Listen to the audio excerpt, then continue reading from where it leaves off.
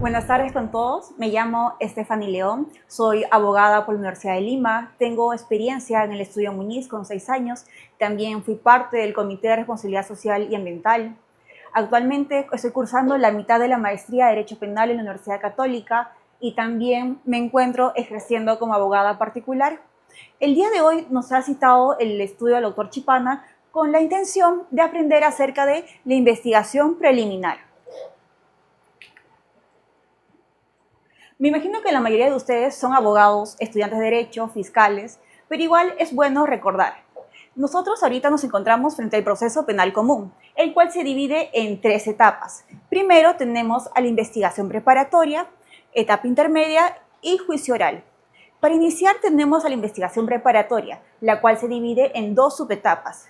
Por una parte, la investigación preliminar, el cual es nuestro tema el día de hoy, y por otro lado, la investigación preparatoria formalizada, aunque también algunos juristas le denominan investigación preparatoria propiamente dicha. Esta etapa inicia con la calificación y culmina con el archivo o la formalización. Acá el fiscal emite una disposición de formalización y continuación de investigación preparatoria. Así damos inicio a la investigación preparatoria formalizada y culmina con la disposición de conclusión de la investigación preparatoria. Posteriormente, el fiscal tiene que realizar un requerimiento al juez de investigación preparatoria. Puede ser un requerimiento de acusación, también un requerimiento de sobreseimiento o incluso un requerimiento mixto. ¿Y qué es un requerimiento mixto? El requerimiento mixto es cuando existen varios delitos o varios sujetos investigados y solo se sobresee sobre alguno de ellos. Posteriormente se da la etapa intermedia, que es como un filtro, un saneamiento por el cual la acusación que dio el fiscal en la investigación preparatoria, en esta etapa va a pasar controles. ¿Y cuáles son estos? Tenemos al control formal, donde vamos a ver si la imputación es objetiva, si cumple con todos los requisitos que estipula nuestro Código Procesal Penal. También un control sustancial, donde tenemos las excepciones, cuestión previa, cuestión prejudicial, y el sobreseimiento, entre otros. Incluso en la etapa intermedia, nosotros podemos ofrecer medios probatorios, siempre y cuando estos sean pertinentes, útiles y conducentes, e incluso objetar aquellos medios probatorios que consideremos que no son pertinentes, útiles y conducentes, que se encuentren en el requerimiento acusatorio del fiscal. Esta etapa culmina con el auto de enjuiciamiento, donde vamos a encontrar todos los medios probatorios que han sido admitidos por el juez de investigación preparatoria. Con este auto, la etapa intermedia lo que procede es que ya no va a estar a cargo el juez de investigación preparatoria.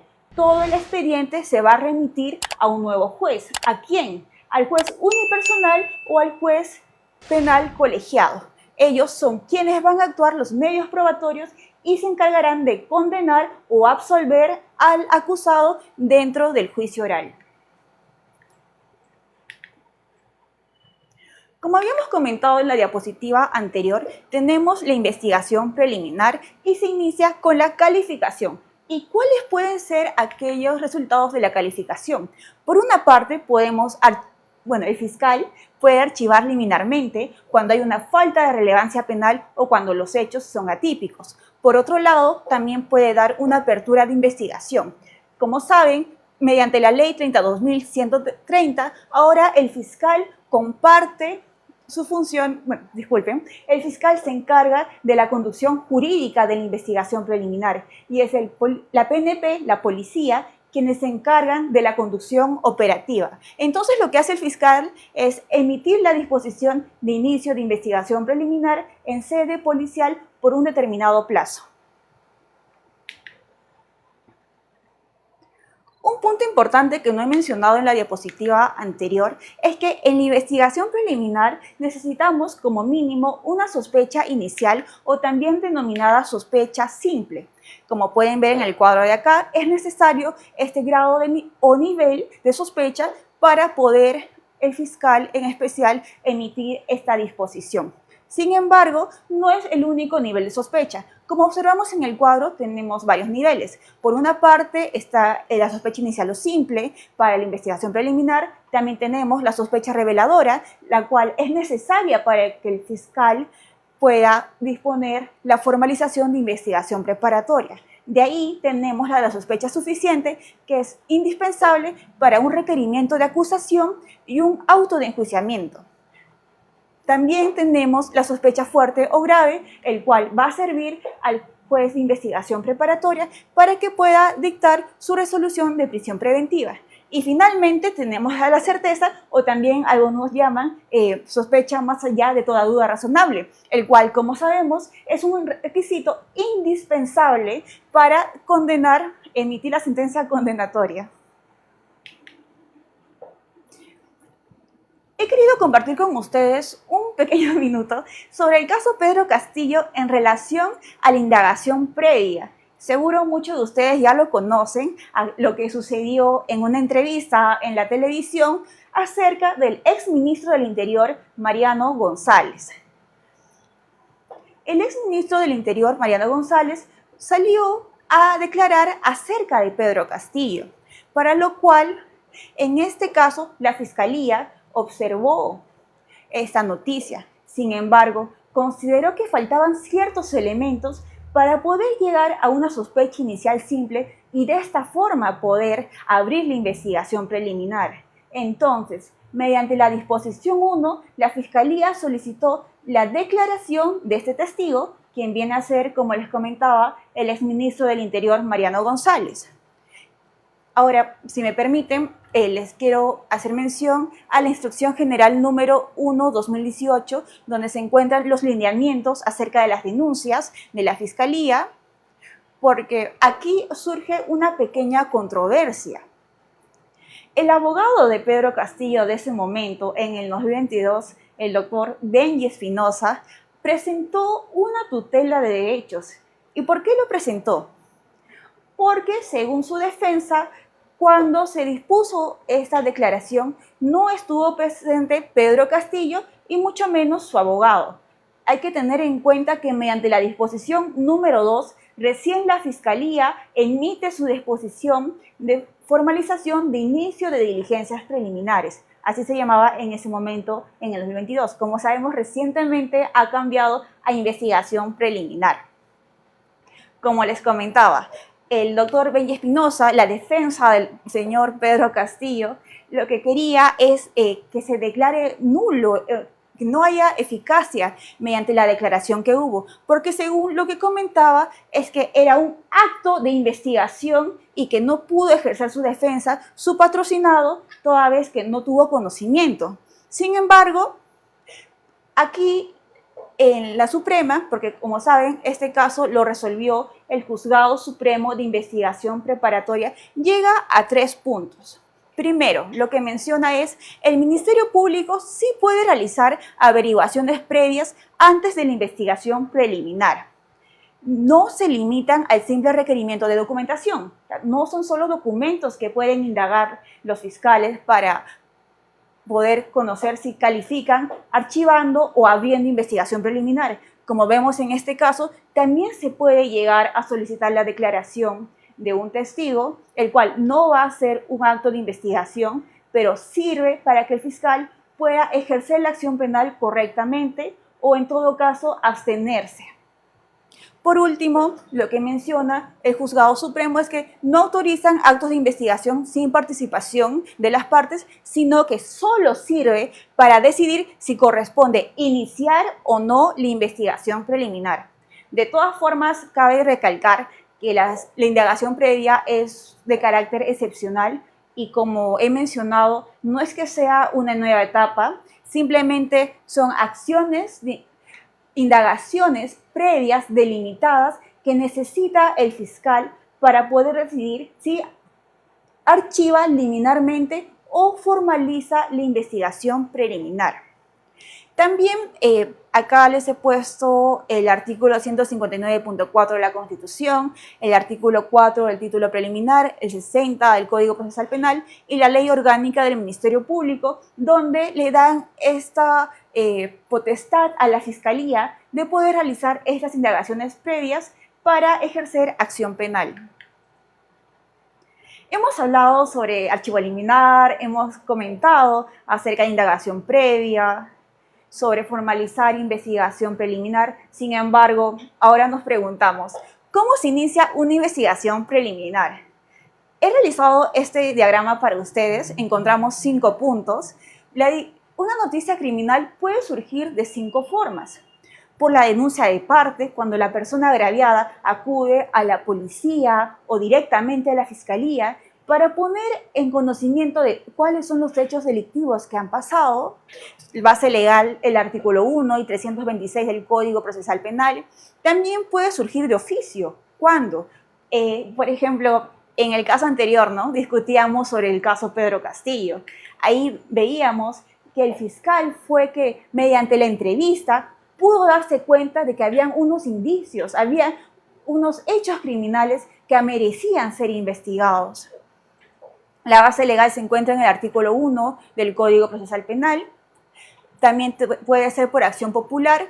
Por acción popular es cuando un tercero, alguien que no es agraviado, siempre y cuando sea un delito de ejercicio público de acción penal, es decir, que no sea un ejercicio de acción privada como difamación, injuria, calumnia, un tercero puede acudir a la policía, puede acudir a la fiscalía y poner en conocimiento acerca de estos hechos. La base legal se encuentra también en el artículo 1 y 326 del Código Procesal Penal.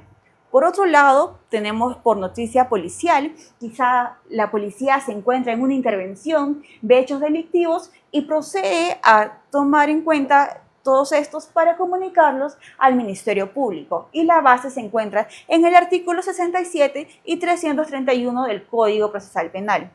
Y por último, cuando hay una comunicación del juez extrapenal. Por ejemplo, estamos en un caso de divorcio, un caso civil, y acá una de las partes, un demandado o demandante, esa diferencia que se da entre el proceso penal y el proceso civil, uno de ellos presenta un documento, pero la firma se ve borrosa, extraña, no tan usual para estos jueces que ven casi todos los días documentos. Entonces lo que deciden es entregar copias del expediente, en especial de los documentos, al fiscal de turno para que éste decida si corresponde o no un hecho delictivo. La base legal se encuentra en el artículo 10 del Código Procesal Penal. También quiero compartir con ustedes que anteriormente hemos descrito cómo se inicia una investigación preliminar sobre los hechos que pueden denunciar terceros, entre otros. Sin embargo, no todos están obligados a demandar. Disculpen, como hemos mencionado un caso civil, acabo de confundir el término. No todos estamos obligados a denunciar. Tenemos por vínculo familiar, cuando es por cuarto grado de consanguinidad o hasta segundo grado de afinidad, todas estas personas, por ejemplo, en segundo grado de afinidad tenemos a los suegros, yernos, nueras, hijastra, a los cuñados, en cuarto grado de consanguinidad, a los padres, hijos, hermanos, abuelos, nietos y así sucesivamente. A este grupo de personas nosotros no nos encontramos obligados de denunciar. Sin embargo, si consideramos que debemos comentar estos hechos delictivos, denunciarlos, sí podemos hacerlo. Por otro lado, también existe el secreto profesional, como a nosotros los abogados. Cuando un cliente nos cuenta algunos hechos, algunas circunstancias que han pasado, nosotros por secreto profesional no podemos comentarlo. Sin embargo, existen excepciones, como los profesores, los educadores, así como también en el sector de la salud. Por ejemplo, en una clínica ingresa una persona con una herida de bala, ahí los médicos se encuentran obligados a llamar a la policía para que acudan y puedan poner a investigación este suceso. Ahora vamos a comentar acerca de las características de la investigación preliminar. Creo que ya todos sabemos que se necesita para esta etapa, realizar actos urgentes e inaplazables. Nos referimos, por ejemplo, cuando el agraviado o el que cometió el delito está a punto de morir, entre otras circunstancias. Incluso, por ejemplo, acá se suele dar la entrevista en cámara a Gesell y se considera como una prueba anticipada. Aquí sí se requiere la intervención del juez de investigación preparatoria, pero este punto lo vamos a analizar acá. Como segunda característica, como segunda característica, busca individualizar a las personas involucradas en los hechos. También puede ser a los agraviados, pero hay que tener en cuenta que cuando uno denuncia, no necesariamente podemos saber contra quiénes, porque a veces escapan o no los reconocemos. Entonces, lo que solemos hacer en esta parte es mencionar contra los que resultan responsables. Algunos lo ponen en iniciales LQRR. También se exige la sospecha simple, según la sentencia plenaria casatoria 1/2017 y el acuerdo plenario 1/2019, conforme hemos advertido en un cuadro anterior. Ahora sí, mediante el carácter prejudicial, como les comentaba acerca del juez de investigación preparatoria, ¿no? Esta fase de investigación preliminar tiene una función más que todo predominante, la Fiscalía y la Policía. El juez de investigación preparatoria no actúa tanto acá, salvo excepciones que denomina nuestro Código Procesal Penal. Como les comentaba, el caso de una prueba anticipada. En la Cámara Gesell es necesario que esté el juez de investigación preparatoria. Por otro lado, tenemos el carácter reservado. Esta investigación preliminar solo es de conocimiento de las partes o también de sus abogados. Y por último, el secreto de la investigación. El fiscal puede solicitar que determinados documentos o determinadas diligencias sean realizadas en secreto por el plazo de 20 días, el cual puede ser prorrogable por el plazo de 20 días más. Pero esta prórroga solo siempre y cuando intervenga el juez de investigación preparatoria. Como les comentaba, no es que este juez tenga una actuación predominante, pero hay excepciones que nuestro código lo establece. Ahora bien, en relación al plazo, existen procesos simples, procesos complejos, como aquellos donde hay una pluralidad de delitos, de sujetos activos, agraviados, o también criminalidad organizada. Según la Casación número 2/2008, La Libertad, un proceso simple tiene como plazo 60 días, pero puede ser prorrogable por 60 días más, en total 120 días como máximo.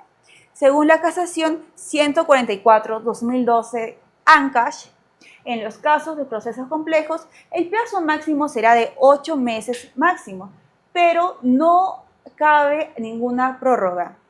Y en los casos de criminalidad organizada, según la Casación 559/2018 Lima, el plazo como máximo son de 36 meses. Aquí hay que tener en cuenta un aspecto que he querido ponérselos acá. Por cierto, esta diapositiva el doctor Chipano se los va a hacer entrega.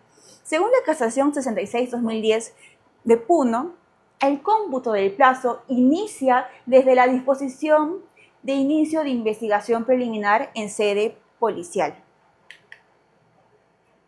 Hemos hablado acerca de la policía, hemos comentado de que la Fiscalía solicita a la PNP por un plazo que ellos consideren que realice ciertas diligencias. Entonces, ¿qué sucede cuando la PNP acaba de realizar todas sus actuaciones?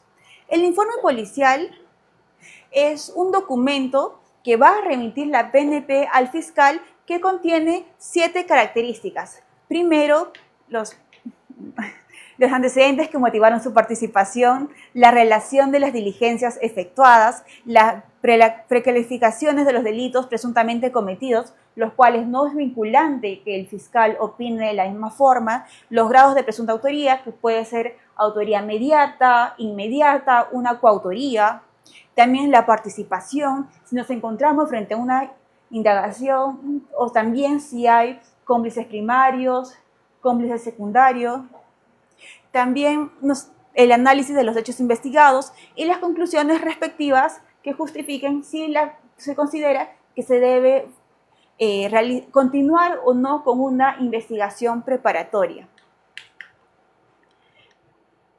La investigación preliminar tiene como sujetos procesales al imputado, al abogado defensor y al Ministerio Público. Ahora vamos a comentar acerca del imputado. El imputado tiene ciertos derechos que están establecidos en el artículo 71 del Código Procesal Penal. Los imputados tienen derecho a conocer cuáles son los cargos que están en su contra. Por ejemplo, si uno es detenido, si uno es citado, tiene que saber por qué, tiene que saber los hechos circunstanciados, cuándo supuestamente habría sucedido el delito, cuáles son los hechos que se le atribuye. También se le debe comunicar su detención. Tiene que ser asistido con un abogado. El abogado puede ser de oficio en caso no tenga la opción de tener un abogado particular.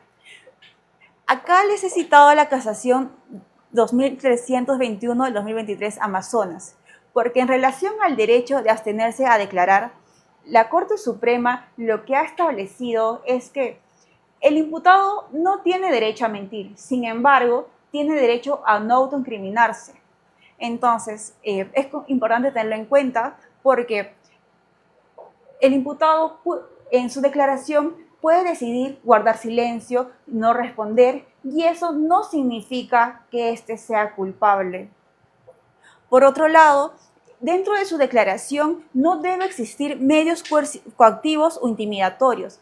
Su declaración tiene que ser libre y voluntaria, sin amenazas, sin violencia, y también puede ser examinado por un médico legista. En caso de que sea una imputada y se realicen actos que pongan en riesgo su pudor, ella puede contar con la participación de una mujer, una tercera persona o incluso de un familiar.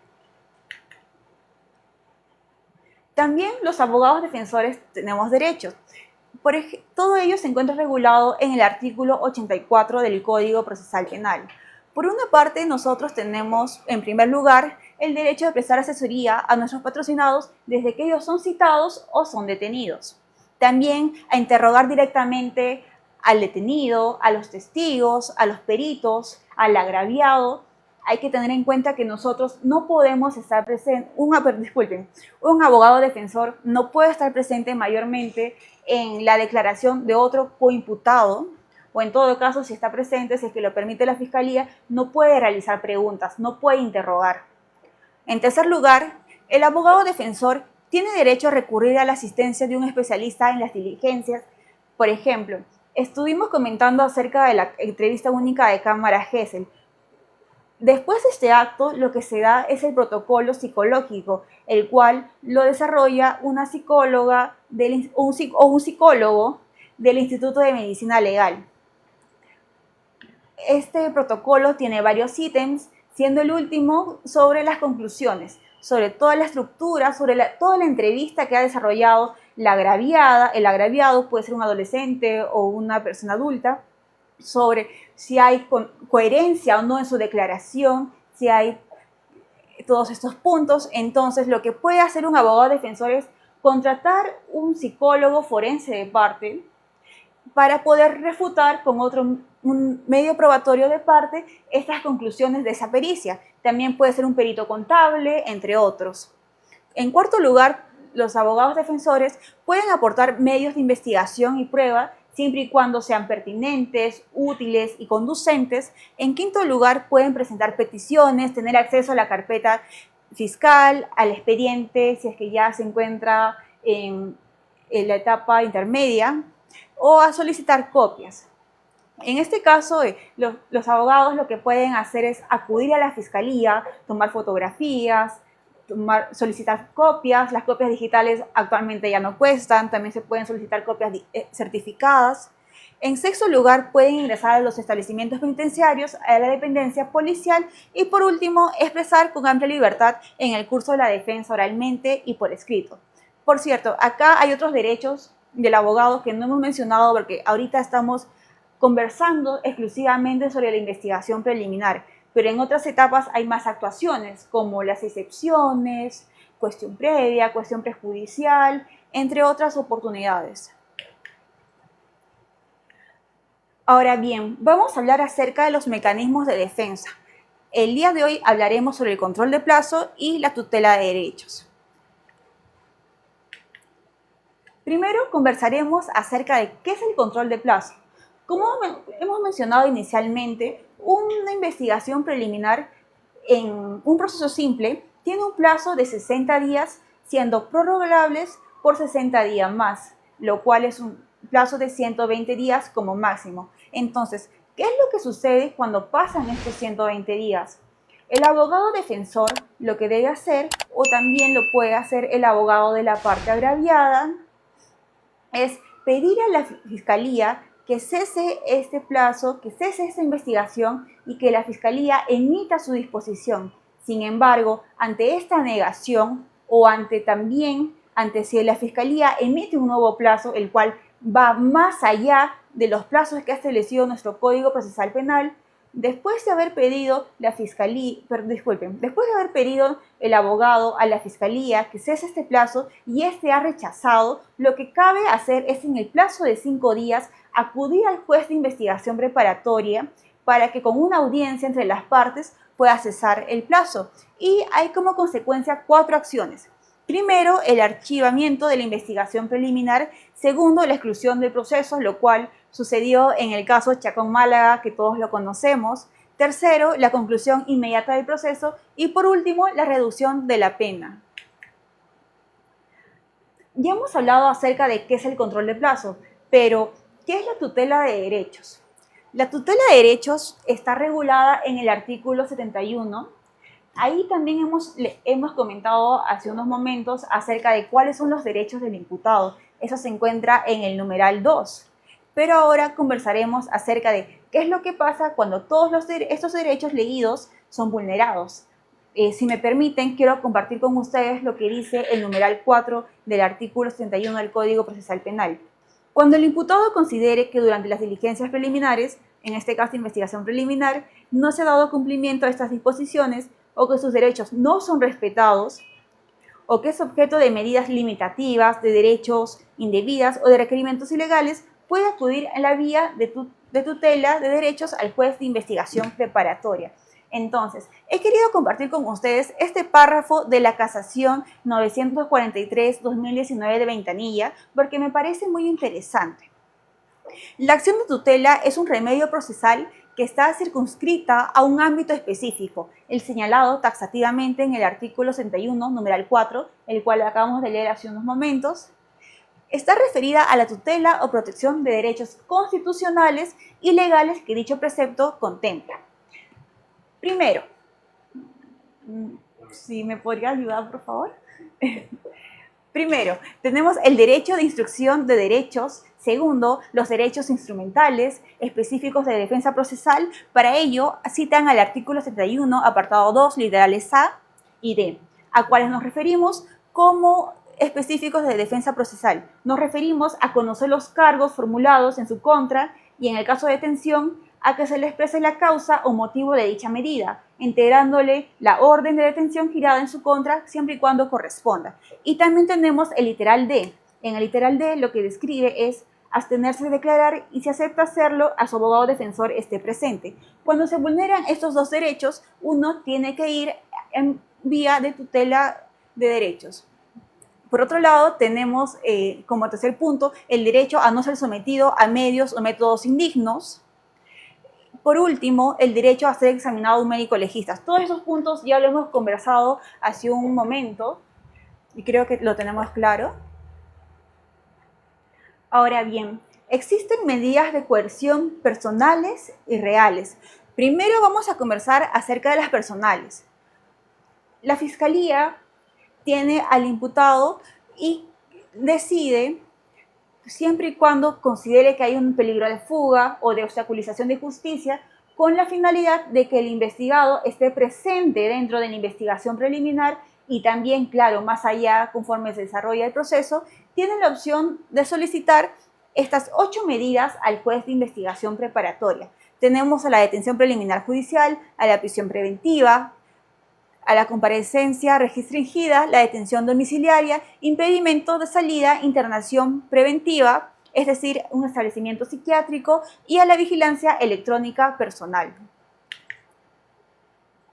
A la Fiscalía no solo le importa que el imputado esté presente en la investigación preliminar, sino también hay que cuidar que el agraviado pueda ser, en el momento de una sentencia, procurado en su reparación civil. Entonces, para este punto, la Fiscalía solicita al juez de investigación preparatoria con la finalidad de proteger el patrimonio, el embargo, la orden de inhibición, el desalojo preventivo, las medidas preventivas contra personas jurídicas, la pensión anticipada de alimentos en determinados delitos, claro, el secuestro conservativo de vehículos y la incautación. Ya estamos acabando de conversar acerca de la investigación preliminar, cuando el fiscal provincial acaba de realizar todas las diligencias urgentes e inaplazables, tiene que emitir una disposición. Entonces, ¿qué es lo que puede suceder aquí? Tenemos 5 alternativas. En primer lugar, puede disponer el archivo de la investigación. En segundo lugar, puede abstener del ejercicio de la acción penal mediante principio de oportunidad o un acuerdo reparatorio. En tercer lugar, puede requerir un proceso inmediato. En cuarto lugar, una acusación directa. Y por último, formalizar y continuar la investigación preparatoria,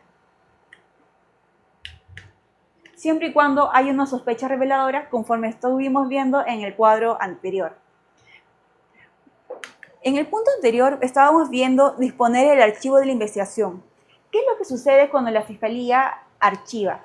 La parte agraviada tiene el plazo de 5 días útiles para poder solicitar su recurso de elevación de actuados. Entonces, lo que hace la Fiscalía Provincial es elevar la carpeta fiscal con este recurso a la Fiscalía Superior, quien puede resolver de la siguiente forma. La puede declarar fundada, fundada en parte e infundada. Cuando declara infundada, lo que sucede es que se confirma el archivo de la Fiscalía Provincial. En el caso de fundada en parte, la Fiscalía Superior puede determinar que se realicen ciertas diligencias a nivel de la Fiscalía Provincial y ampliar este plazo de la investigación. E incluso la Fiscalía Superior, en caso de fundada, hay la opción de que pueda solicitar al fiscal provincial que formalice inmediatamente. No, discúlpenlo. Sí. Por último, tenemos a la prohibición de nueva denuncia. Cuando el caso ha sido archivado, tiene carácter de cosa decidida. Entonces, ya no se puede volver a investigar a una persona por los mismos hechos. Sin embargo, existen 2 excepciones. Por una parte, tenemos cuando existen nuevos elementos de convicción, o también siempre y cuando se demuestre que la investigación anterior se haya realizado indebidamente.